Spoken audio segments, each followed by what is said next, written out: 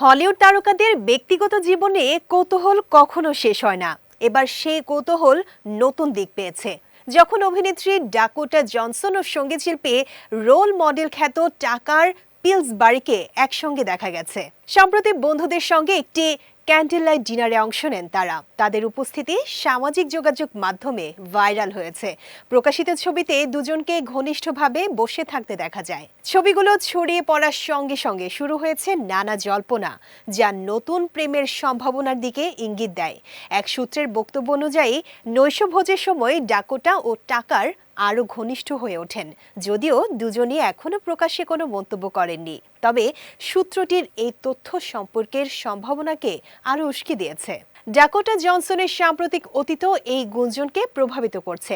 কয়েক মাস আগে তিনি কোল্ড প্লের প্রধান কণ্ঠশিল্পী ক্রিস মার্টিনের সঙ্গে ৮ বছরের অন অফ সম্পর্ক শেষ করেছেন। এই সম্পর্কের সময় তারা বাগদানও করেছিলেন। অন্যদিকে সঙ্গীতশিল্পী টাকার পিলসবারিও বর্তমানে একা। ২০২৩ সালে ৩ বছরের সম্পর্কের পর ইনফ্লুয়েন্সার এমা চেম্বারলেইনের সঙ্গে তার বিচ্ছেদ হয়।